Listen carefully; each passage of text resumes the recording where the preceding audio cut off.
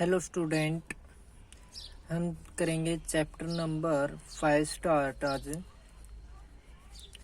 तो chapter number 5 में जो है चैप्टर का नाम है आपका सीक्वेंस एंड सीरीज, यानी कि समांतर श्रेणी। इसका सीक्वेंस एंड सीरीज का मतलब क्या होता है, जैसे कि हमारा क्या है भाई, हम लिखते हैं 2 4 6 8 10, यानी कि इनके बीच में देखोगे 2 के और 4 के बीच में 4 - 2 कितना गैप है, 2 है।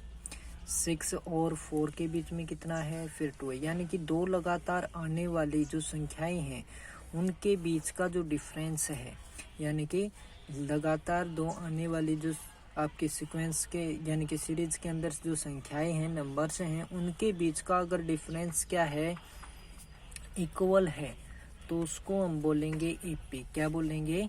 एपी, यानी कि अर्थमेटिक प्रोग्रेशन, यानी कि बिल्कुल इक्वल आपका क्या हो, डिफरेंस हो। जैसे कि मैं लिख दूं 3 5 7 9 11, इस प्रकार से आपकी क्या है, कोई भी सीरीज है तो इसमें हम देखेंगे कि पहले दो में जो डिफरेंस है 5 - 3 कितना है आपका, 2। फिर उससे अगले दो में देखेंगे तो 7 - 5 कितना आया, 2। यानी कि डिफरेंस क्या है, सेम आता जाएगा। 9 - 7 करेंगे तो भी कितना आएगा, 2। तो अगर डिफरेंस सेम है तो वो क्या होती है आपकी एपी। जैसे कि ये एपी हो कोई 1 3 5 7 9, तो इसमें आप देखोगे जो ये पहली टर्म है ना आपकी, ये होती है A1 और इसको हम लिख देते हैं A से।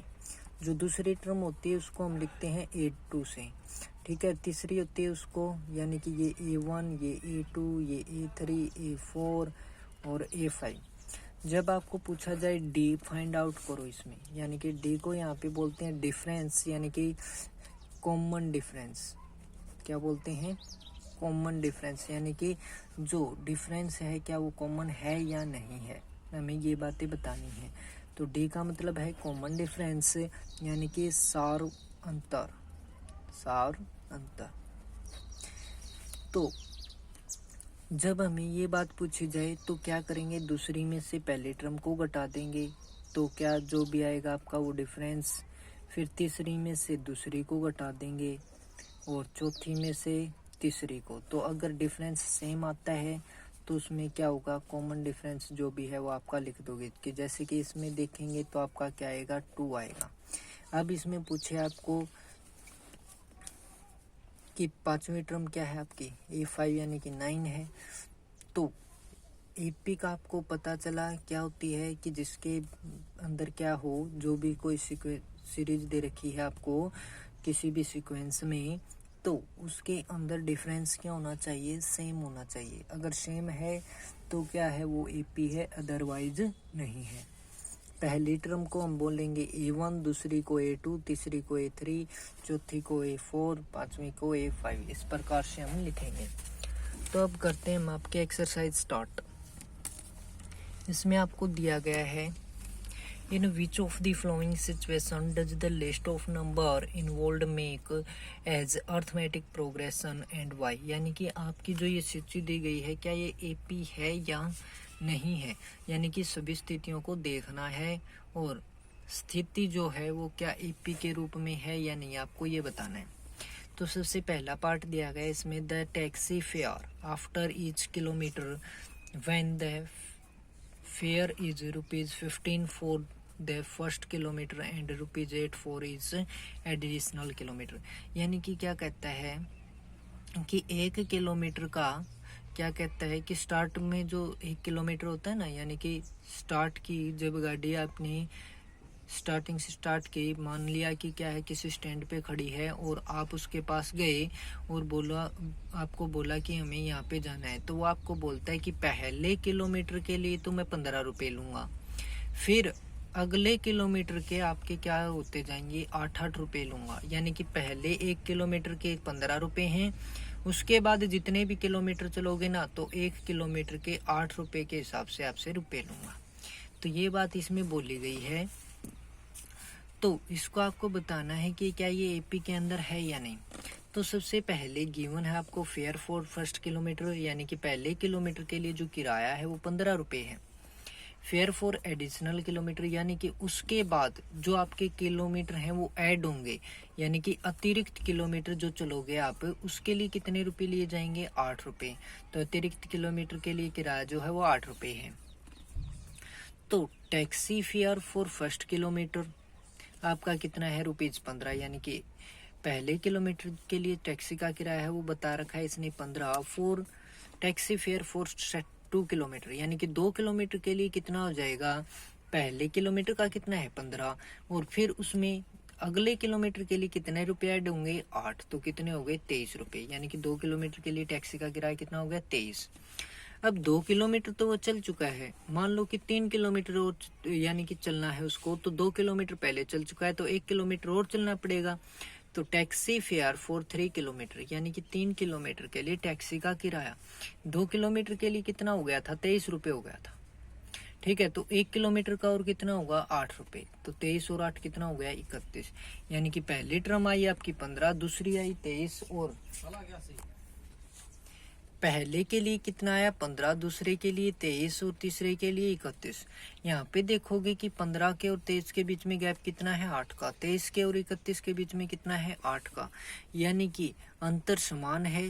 तो hence the series found is 15, 23 and 31। जो श्रेणी है वो आपकी क्या बन जाएगी? 15, 23, 31, यानी कि अतः श्रेणी इस प्रकार से आगे बढ़ती चलेगी, यानी कि बनती है।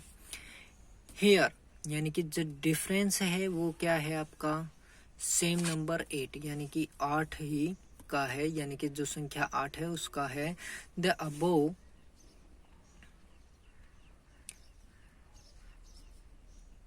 लिस्ट क्या है? Above list form an AP. तो जो ऊपर वाली जो लिस्ट दी गई है, यानी कि जो सूची है वो क्या है? एक एपी है। क्या है यहाँ? संख्या अंतर जो है वो कितना है? 8, और वो क्या है? समान है। अतः दी गई जो सूची है वो क्या है? आपकी एक एपी है।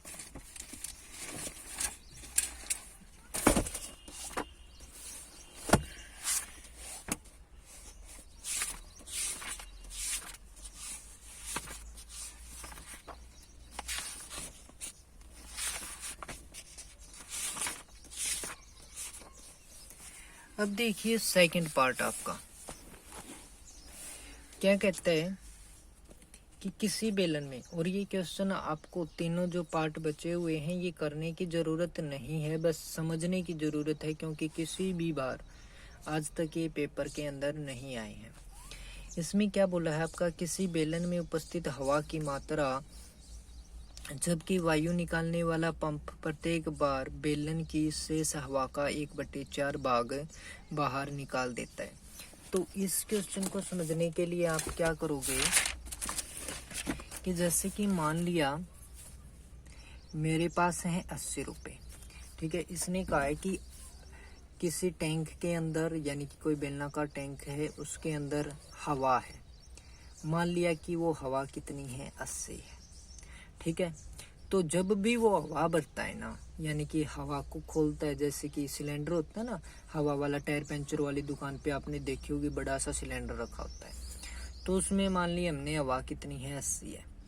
तो इसने बोला है क्वेश्चन में कि जब भी हम क्या करते हैं, उसको ओपन करते हैं ना सिलेंडर को, तो क्या हो जाती है कि हवा जो है ना वो 1/4 हिस्सा जितनी सिलेंडर के अंदर थी उसका कितना 1/4 है वो निकल जाती है। तो मान लिया कि पहली बार कितनी थी? 80 थी। तो दूसरी बार इसने बोला है कि क्या जो 80 थी उसका कितना हो जाएगा? 1/4, यानी कि 1/4 खाली हो चुकी है। तो इसका मतलब कितना हो गया? 20, यानी कि खाली हो गई कितनी? 20। इसने कहा है कि क्या हो जाएगी खाली कितनी? चौथा हिस्सा। तो 80 में से 20 गया तो कितना बच गया? 60, यानी कि डिफरेंस कितने का? यहाँ पे 20 का। जब हम तीसरी बार हवा डालेंगे, यानी कि पहले ही 80 थी, फिर हवा डाली, तो यानी कि 20 कम हो गई, तो कितना बचा? 60 बचे। तो 60 हवा थी, फिर हमने हवा डाली तो कितनी कम होनी चाहिए? चौथा हिस्सा इसने बोला है। तो चौथा हिस्सा इसका कितना आएगा? 15। तो ये आ गई कितनी? 15। तो 60 में से 15 गया तो कितनी आई? 45। ठीक है, पहले क्या था 80, फिर आई 60, फिर आई 45। डिफरेंस देखेंगे यहाँ पे -20 का है, यहाँ पे देखेंगे कितने का है 15 का। यानी कि 60 में से 80 घटाएंगे तो -20 और 45 में से 60 घटाएंगे तो -15। तो जो डिफरेंस है वो इक्वल नहीं है, तो ये क्या होगी आपकी नॉट ए एपी। अब है पार्ट नंबर 3। इसमें आपको बोला है कि प्रत्येक मीटर की खुदाई के बाद एक कुआं खोदने में आई लागत, जबकि प्रथम मीटर खुदाई की लागत कितनी है 150 रुपये है, और बाद में प्रत्येक मीटर खुदाई की लागत कितनी है 50 रुपये बढ़ती जाती है। क्या कहता है भाई, जो पहली है ना उसके लिए कितने रुपए हैं 150 एक मीटर के लिए जब स्टार्ट करेगा वो। तो पहले उसने बोल दिया है कि क्या है 1 मीटर खोदूंगा ना जो स्टार्टिंग वाले, उसके लिए रुपए मैं लूंगा 150। फिर अगर आपको आगे खुदवानी है तो उसकी क्या है प्रति मीटर की मैं कितनी लूंगा 50 रुपये लूंगा। तो मान लो कि 2 मीटर खुदवानी हो हमें, तो क्या होगा 150 तो पहले के लिए, दूसरे के लिए कितनी हो गई फिर 50, तो कितना हो गया 200। मान लो कि 3 मीटर खुदवानी हो कोई या फिर कोई कुआं है जो भी है, तो 100 यानी कि 2 के लिए कितना हो गया था 200, फिर तीसरे के लिए फिर 50 लगेगा तो कितना होगा 250। इसी प्रकार से 3 के लिए 250 है तो 4 मीटर के लिए 50 और ऐड हो जाएंगे, कितना हो जाएगा 300। तो पहले 150 थी, फिर 200, फिर 250, फिर 300, यानी कि गैप है वो कितने का होता जा रहा है 50 का ही है, सेम है। तो ये क्या बन जाएगी आपकी एपी। अब देखिए खाते में प्रत्येक वर्ष का मिश्र धन, जबकि रुपीज आपको दिए गए हैं 10,000 की राशि 8% वार्षिक की दर से चक्रवृद्धि ब्याज पर जमा की जाती है। तो भाई मिश्र धन का मतलब क्या हो गया आपका कि जो भी आपकी अमाउंट है वो, ठीक है, और चक्रवृद्धि ब्याज का मतलब क्या हो गया कंपाउंड इंटरेस्ट। जो प्रिंसिपल है वो कितना है 1000 है, नहीं 10,000 है। जो रेट है वो कितना है 10% है, ठीक है। ईयरली बोला है तो 1 साल का हो गया। तो मान लेते हैं कि पहले साल का जो कंपाउंड इंटरेस्ट है, ठीक है, वो फाइंड आउट करना है। तो अमाउंट का फार्मूला होता है हमारे पास प्रिंसिपल मल्टीप्लाई में क्या 1 प्लस R/100 और उसकी पावर n यानी कि टाइम। तो ये हमारे पास क्या होता है फार्मूला होता है। तो प्रिंसिपल है हमारा कितना 10,000, तो ये हो जाएगा आपका 10,000। 1 प्लस में दर है वो आपकी 8 है बटे में। सो टाइम कितना बोला 1 वर्ष बोला है, ठीक है।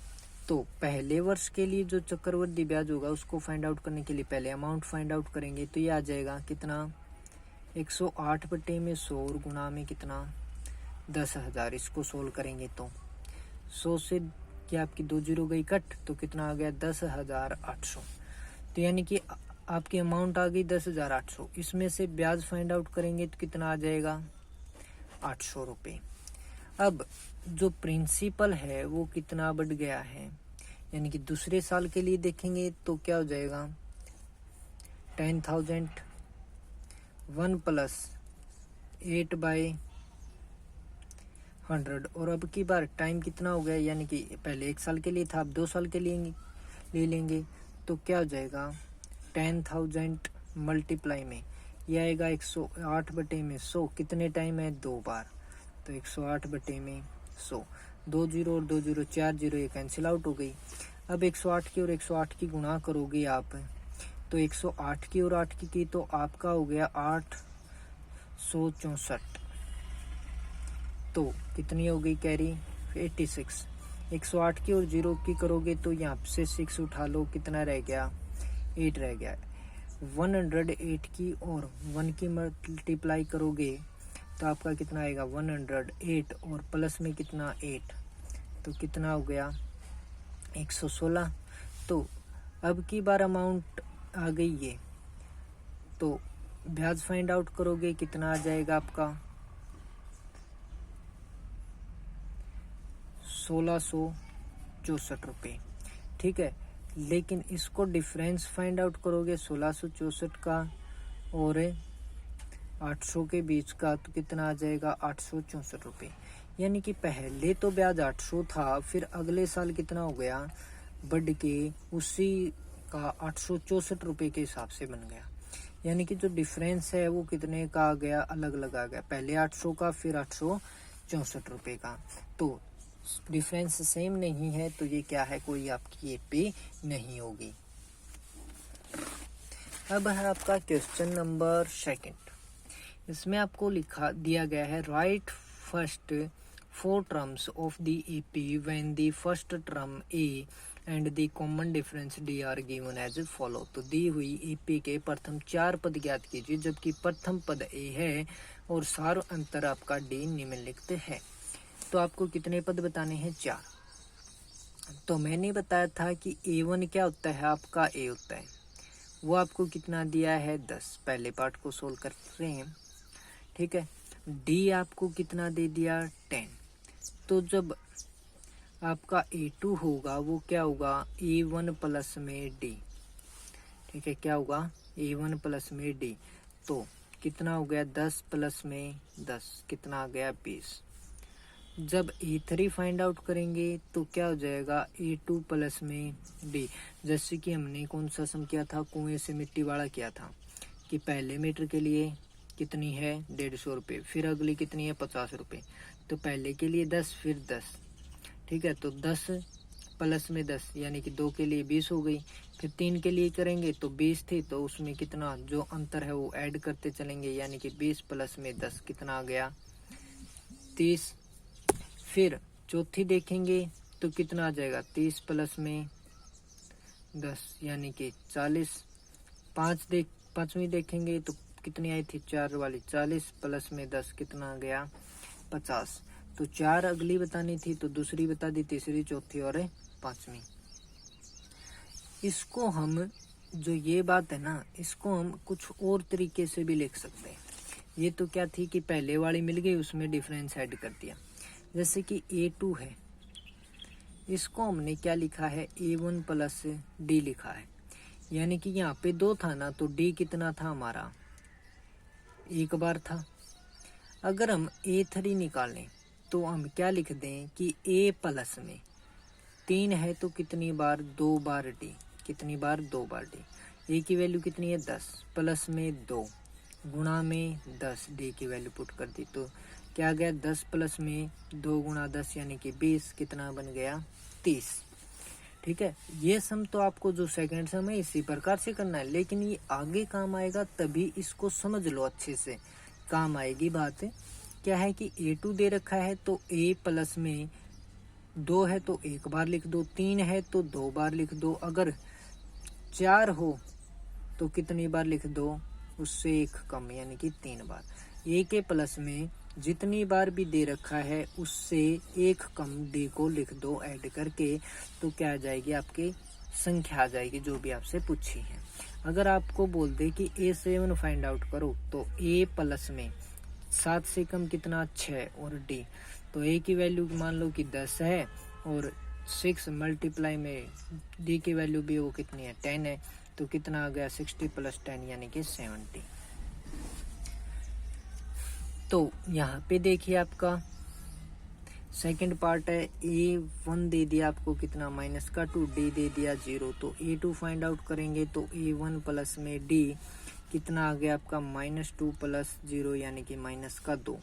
फिर A3 फाइंड आउट करोगे तो आपका क्या आएगा, यानी कि A2 की वैल्यू प्लस में डी, तो A2 की कितनी थी -2 प्लस में 0 करोगे फिर से वही -2।